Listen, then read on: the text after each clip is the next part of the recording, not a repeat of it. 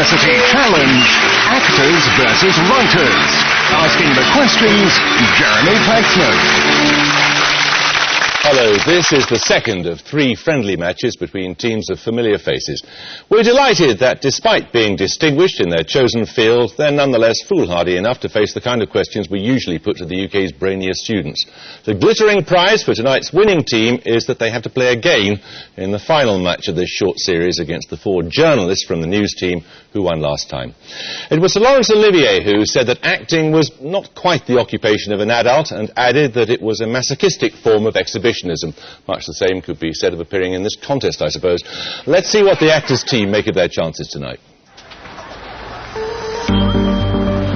Although mine, like my friend Copperfield, does not require that cultivation which, still it is a rich soil, teeming with latent vegetation. Actors usually feel a bit lost in the presence of writers. We have no lines unless they write them for us, but on this occasion we're determined that the writers will be the losers. There are people enough to tread upon me in my lowly state without my doing outrage to their feelings. But my strengths, I hope, would be the theatre, obviously, and literature and drama. Plenty of weaknesses, including all the sciences.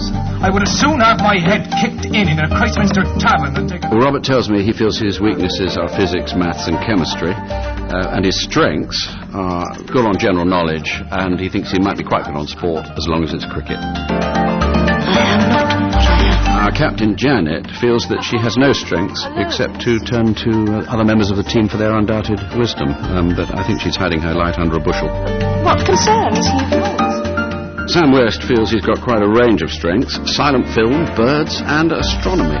But he feels he's weak on history and sport. Well, I may be a fool, but I'm not a damned fool. When we come under pressure from Jeremy Paxman and his gimlet eye, I think we're going to feel like we're back at school for a minute. But then I shall encourage the team to think, hang on a minute, I wonder if Jeremy isn't doing a little bit of acting himself. Then we'll feel better.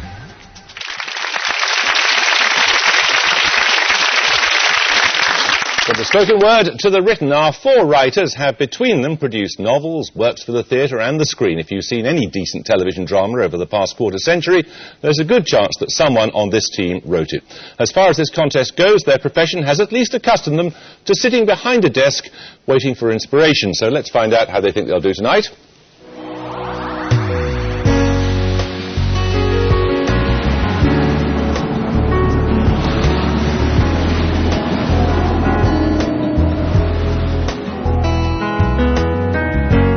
I certainly watch University Challenge, and my fellow writers do as well. And we get, well, I think the lowest figure I've heard is about 20% of the questions right. I'm going for a little bit more than that, but we'll see what happens on the day. I think Andrew Davis, hope he's going to have a pretty hot shot on English literature. He said he's not very good in history, surprisingly, and rubbish on science, so I might have to cover for him there. Well, I'm sure our writers team will have all sorts of different, weaknesses and strengths. Mine might be science and technology, being a bit of a geek at heart. I'm hoping that Jimmy McGovern's going to basically cover our bottoms when it comes to film and television. Also, he's pretty good in sport, which will be a good sort of match with me, because I am rubbish. Tony Marchant, he's going to be pretty good at drama, movies, television, also music. Not too good on science and a bit shaky on history. I think if, and let's face it, when we come under pressure as a team to answer quickly from JP, either robust defence and shout back or something, or alternatively whimper.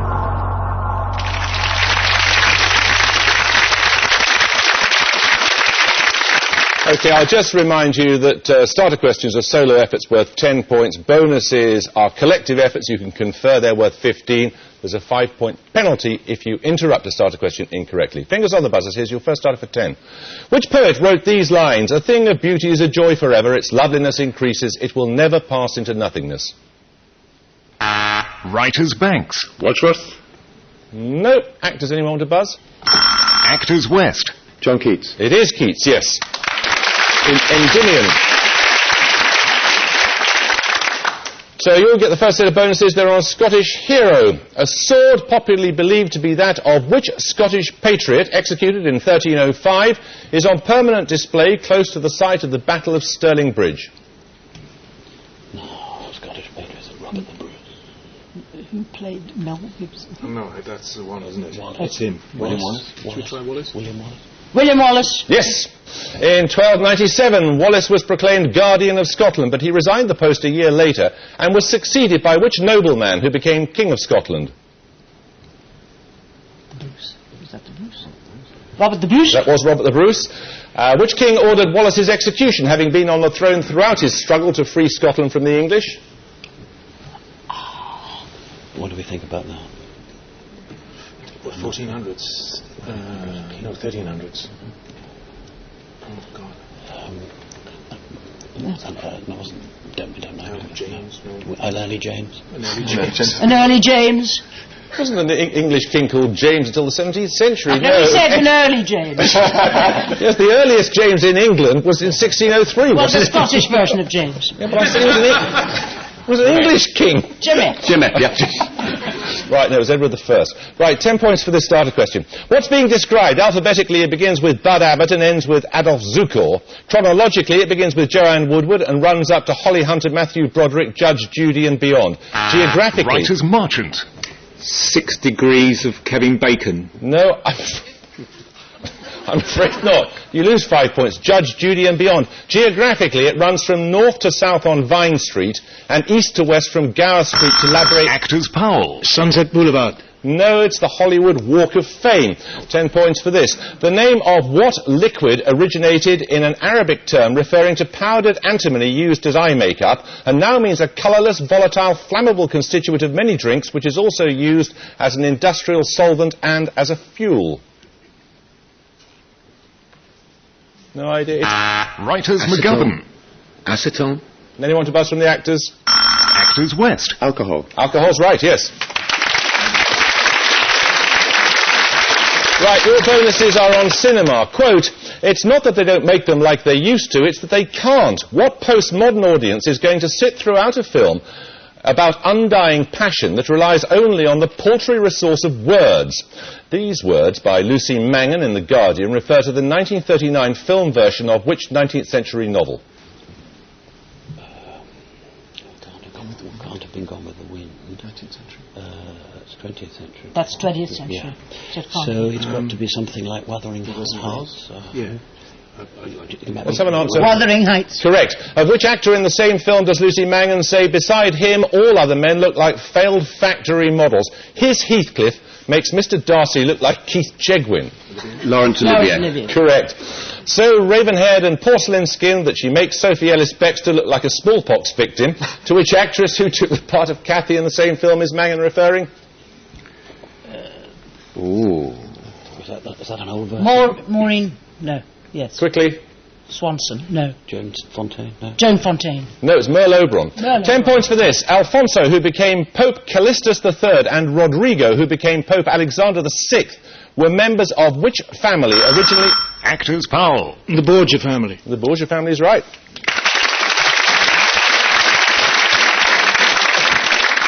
You get 3 questions on the @ symbol used in email addresses. In which European language is the @ symbol sometimes called the apclocha, meaning little monkey's testicle?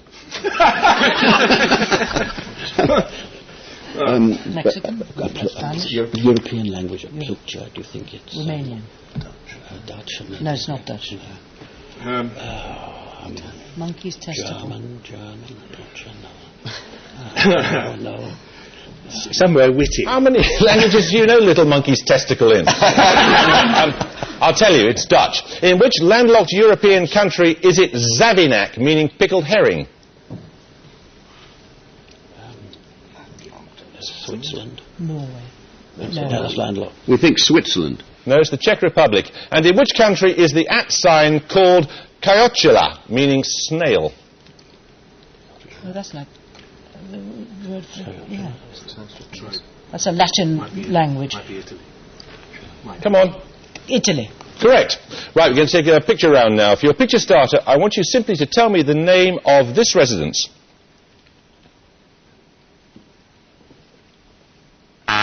Writers Banks. Checkers? No. Anyone to buzz from the actors? Actors Jarvis. Hampton Court.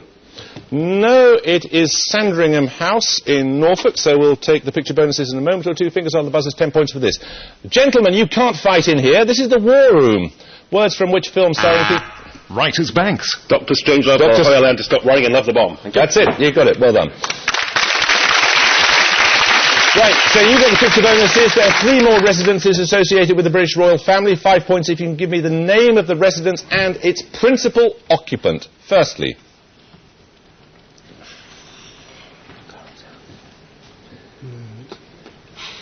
Come on, let's have an answer. This is just what we need. What do I reckon? Highgrove. Sorry? Highgrove. Highgrove. And? Prince Charles. Correct. Secondly? I think that is. Go for it. Shall we? Answer. Who would it be? Clarence House. East England. Was Queen Mother. Why don't we have an answer, please? Clarence House. It's certainly not. There's Bagshot Park, which is the home of Prince Edward. Count, Well, Republicans, what can I tell you? And finally, this one. Oh, was that the... that... Was it... No.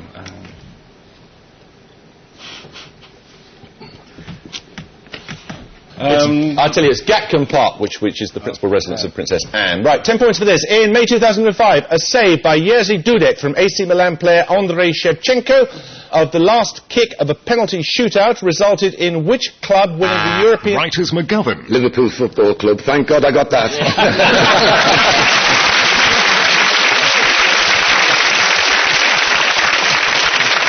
Well, you'll be delighted to know your bonuses are on an arthropod. Firstly, for 5 points. In a song standardised by Robinson and Luther in 1929, which sailor from over the sea knocks with some persistence at the door of a fair young maiden? Barnacle Bill, isn't it? Barnacle Bill. Correct. Barnacle is a name given to a species of which bird of the family Anatidae, apparently in reference to the belief that they hatched out of barnacles, which enabled them to be classified as fish rather than fowl, and so could be eaten during Lent. Is that a duck? Duck, right? Was it geese? Goose. Goose. Goose is right. Formerly a regular voice on Test Match Special, which former Essex and England cricketer was given the nickname Barnacle for his obdurate batting. Bailey. Bill Bailey. It was Trevor Bailey, I'll accept that. Right, 10 points for this. The following words describe the genesis of what novel sequence? I found myself in the Wallace collection, standing in front of Nicholas Poussin's picture there. An almost hypnotic spell seems cast by... Writers Davies. A Dance to the Music of Time. Well done, yes. These bonuses could give you the lead writers. They're on Science and the Papacy. Gerbert d'Aurillac, who became Pope Sylvester II in 999, imposed what system on the Christian world the following year? System. The calendar. Gregorian calendar. That was the Arabic numerical system, including the zero. The Vitae Pontificum of Bartolomeo Platina gave rise to the legend, now largely discredited, that Pope Callistus III ordered the excommunication in 1456 of which celestial object, believing it to be an ill omen for the Christian defenders of Belgrade. Comet, perhaps? Halley's Comet? Or what do you reckon? Halley's Comet? Correct. From which astronomer did John Paul II lift the Edict of Inquisition in 1992, 350 years after his death? Galileo. Correct. 10 points for this. Which is the only letter of the alphabet not to appear in the name of any US state? Actors Powell. J. Nope. Anyone to buzz from the writers? You may not confer whether you may buzz. Writers Davies. Why? No, it's Q. 10 points for this. Denoting the collective effects or consequences of a significant event, which word originally referred specifically to the crop of grass that springs up following a first or early season mowing? You may not confer. No, I'll tell you, it's aftermath. 10 points for this. Works by the British artist Mark Quinn include a piece entitled Self, a three-dimensional representation of his own head in what medium? Actors West. His Own Blood. Correct, yes. Your bonuses are on innovators in breakfast cereal. Firstly, for 5, born 1843, the American inventor Henry D. Perky is credited with being the first to mass-produce a ready-to-eat cereal for national distribution, and in 1893 presented his machine for processing what product? No, that's Kellogg. Shredded wheat. No. Come on. Shredded wheat. Oats with the Porridge oats. No, it was shredded wheat. Bad luck. The American Dr. John Harvey Kellogg, born 1852 and best remembered as the inventor of the cornflake, is the subject of the novel The Road to Wellville, by which American author appointed Professor of English at the University of Southern California in 1986? John Updike. No, it's T. Coruscant Boyle. What name was given to the brand which was the major rival to Kellogg's cornflakes, the name being taken from that of its inventor, C.W. Post, formerly a Kellogg employee? Post Toasties. Post Toasties is right. We're going to take our music round now. For your music starter, you're going to hear an excerpt from a piece of music used in a film of 1957. 10 points if you can name the composer, please.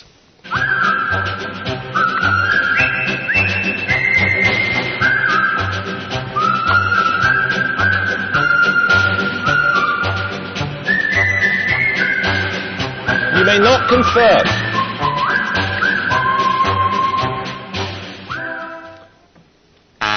Writers McGovern. Is it Mancini? No, anyone to buzz from the actors?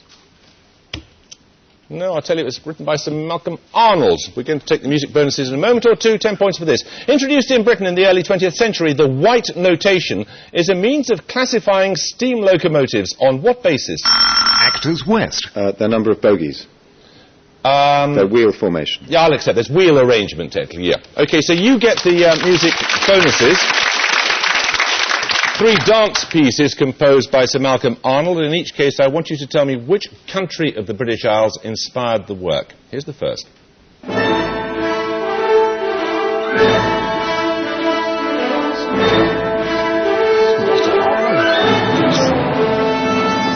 Scotland.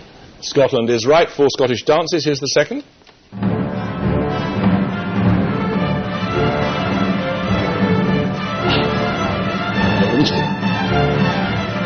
Ireland. Ireland is right. 4 Irish dances. And finally...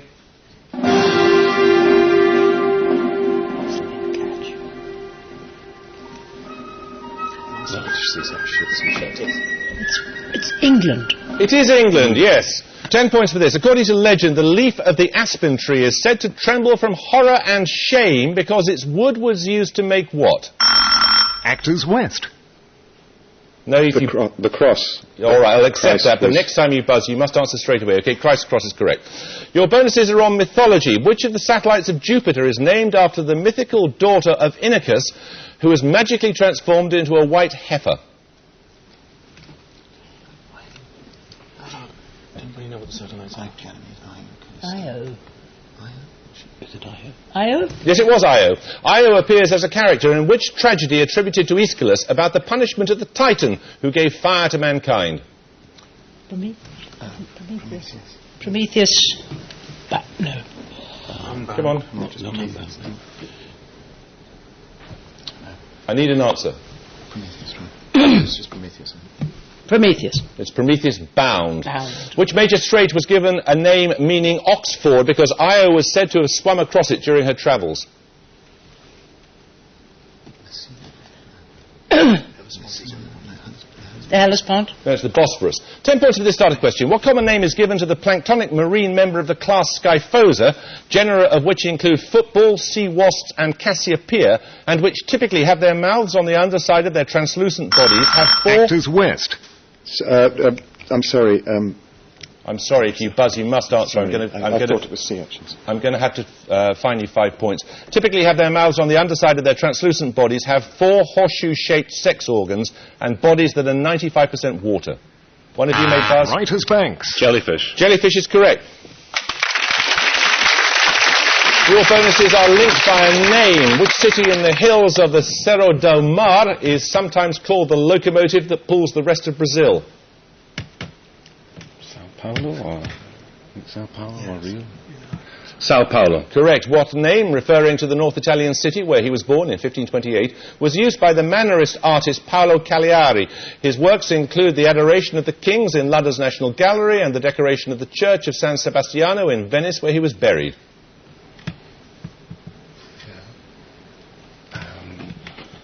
Italian city. Genoa? No, it's Paolo Veronese. Paul Paolo di Dono in 1397. Which Florentine artist painted St. George and the Dragon, now in the National Gallery, and the panels of the Rout of San Romano?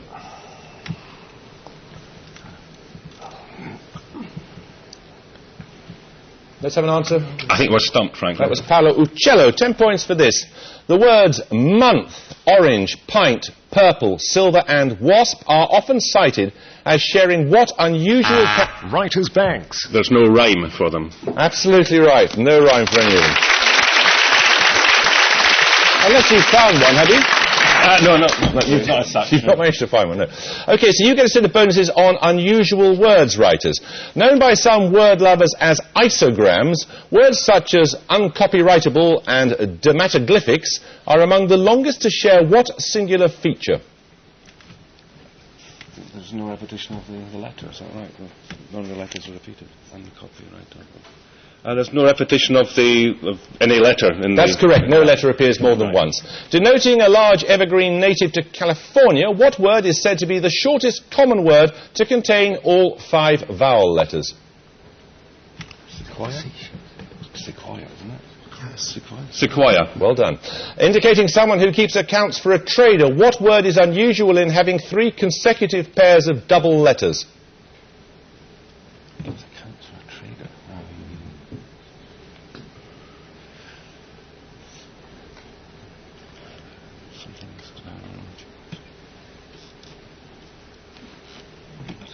Accountant? No. Bookkeeper. Bookkeeper, well done, yes, you got it. We're going to take another picture round now. For your picture starter, you're going to see a person who made headlines in the 1980s. 10 points if you can give me his name. Writers McGovern. Eddie Shah. It is Eddie Shah, yes. That puts you onto level pegging. Your bonuses could give you the lead. Photographs of 3 more publishing magnates. 5 points for each one you can name correctly. Here's the first. That's Conrad Black. Conrad Black. Correct. Here's the second. Richard Desmond. Yes. Richard Desmond. Correct. And finally... Silvio Berlusconi. Silvio Berlusconi. Correct. 10 points for this starter question. Scotland's international football stadium, Hampden Park, is also the home ground of which team, the only amateur club in the Scottish League? Writers banks. Queen's Park. Queen's Park is right. Your bonuses are on a Belgian scientist, invented in 1907 by a Belgian-born scientist. What substance was touted as the material of 1,000 uses and was discovered in an attempt to develop a less flammable shellac for the floor of a bowling alley? Formica? Formica. Asphalt or tarmac? Oh, no. Yeah. Formica? No, it's Bakelite. Bakelite was first created by Dr. Leo Baekeland by combining carbolic acid with what? Glass. No, not tar. Glass. Sand. Should we go for glass? Yeah. Glass? No, it's formaldehyde. Baekeland had earlier been commercially successful after setting up a company to manufacture which of his inventions still used in newspaper printing today?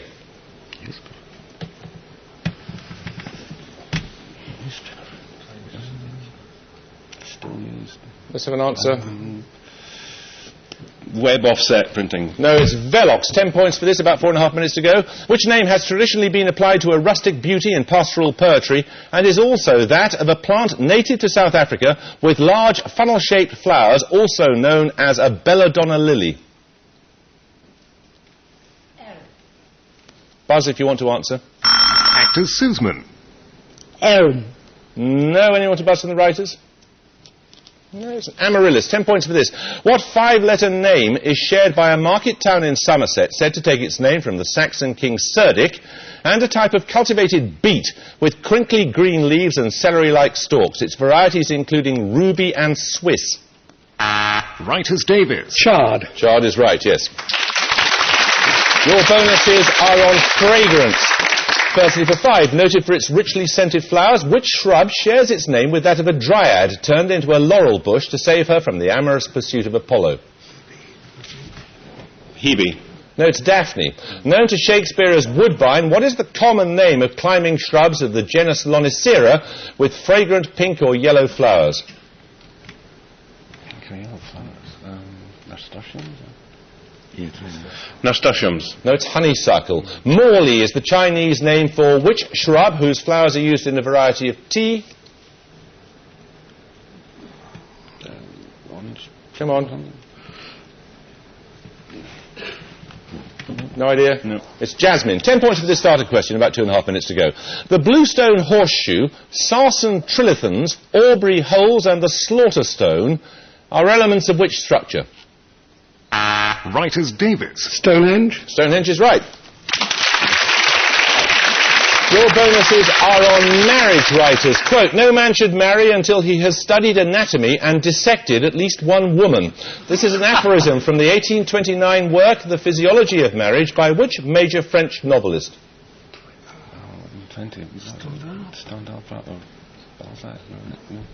Come on. Balzac. It is Balzac. In the same work, Balzac notes that marriage must incessantly contend with a monster which devours everything. That is, what?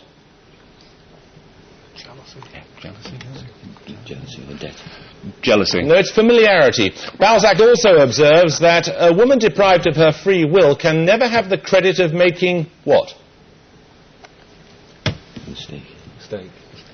Mistake. No, it's a sacrifice. 10 points for this. In aviation, what unit is given to the ratio of the speed of an aeroplane to the speed of sound and the... Writers Banks. Mach number. Mach number is correct. Your bonuses are on chairs. Curved sections known as bends are a feature of what kind of chair, the invention of which has often been attributed to Benjamin Franklin?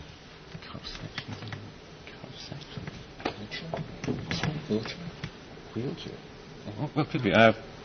Come on. Wheelchair. No, they're rocking chairs. Made of steel tubes and leather. Marcel Breuer's Model B3 chair is better known by the given name of which painter born in Moscow in 1866 for whom the chair was made?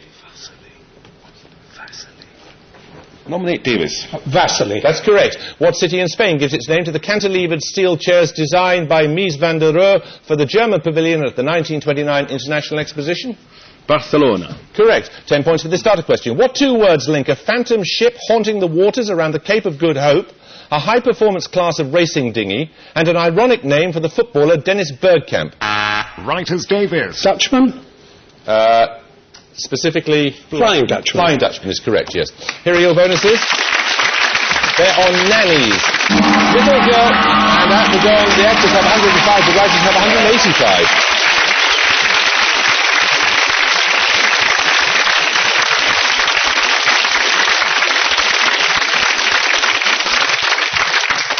Well, you started well, actors, but these guys sort of woke up and they had some quite inspired interventions. But thank you very much for joining us. Right, it was a terrific show. We shall look forward to seeing you when you play the news team in the next and final match of this little series. I hope you can join us next time for that. But until then, it's goodbye from the actors. Goodbye. Goodbye. It's goodbye from the writers. Goodbye. And it's goodbye from me. Goodbye.